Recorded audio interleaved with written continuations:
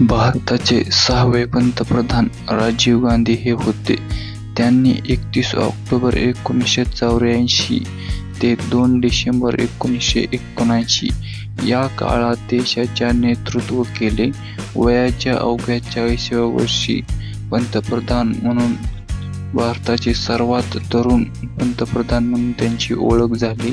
राजकीय कार्यकर्ता आणि पार्श्वभूमी: राजीव गांधी हे भारताच्या अत्यंत प्रभावशाली अशा नेहरू-गांधी घराण्यातील संबंधित होते. त्यांच्या आजूबाजूला राजकारण असूनही सुरुवातीला त्यांची ओढ पायलट होण्याकडेच होते. मात्र 1980 मध्ये त्यांचे लहान बंधू संजय गांधी यांच्या अकाली निधनानंतर त्यांनी राजकारणात प्रवेश केला.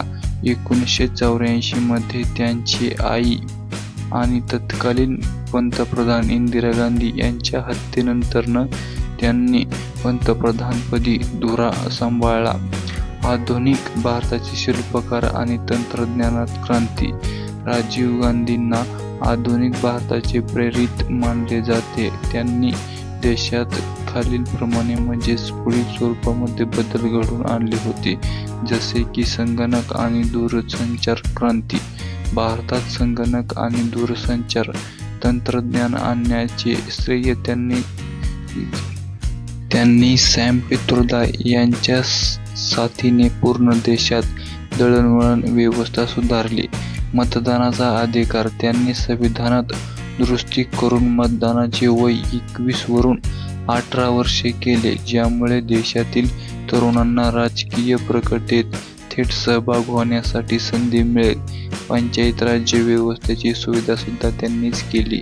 ग्रामीण भागातील सत्तेचे विकेंद्रीकरण करण्यात आणि स्थानिक स्वराज्य संस्थांना बळकट करण्यासाठी पंचायत राज व्यवस्थेला कायद्याचे रूप दिले.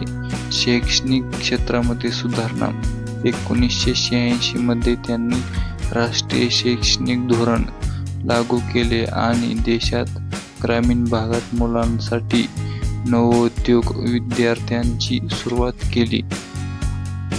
पंतप्रधान पदावरून पायउतार झाल्यानंतरही ते काँग्रेस पक्षाचे अध्यक्ष होते.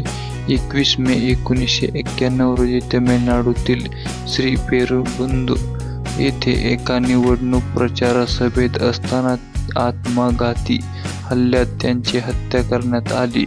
त्यांच्या या महान कार्यामुळे त्यांना 1991 मध्ये मरणोत्तर भारतरत्न सर्वोच्च नागरी पुरस्काराने सन्मान करण्यात आला होता. राजीव गांधी यांनी आधुनिक भारताचा पाया रचण्यासाठी आणि देशाच्या 21व्या शतकाकडे नेण्यासाठी अत्यंत महत्त्वपूर्ण योगदान दिले आहे. त्यांनी 5 वर्षाच्या कार्यकाळात देशाच्या राजकीय, सामाजिक, आर्थिक आणि तांत्रिक रचनेत मोठे बदल झालेले आहेत. माहिती तंत्रज्ञान आणि संगणकामध्ये क्रांती घडवून आणलेली आहे. अनेक विरोधकांनंतरही त्यांनी भारताला सरकारी कार्यालयात आणि बँकेमध्ये संगणकाचा वापर सुरू केला. भारतात औद्योगिक क्रांतीची संधी गमावली, पण संगणक क्रांतीची संधी आपण गमावू शकत नाही, हा त्यांचा विचार होता. त्यांनी संगणकाचे सुटे भाग करणे सोपे केले, ज्यामुळे भारतात संगणक स्वस्त झाले आणि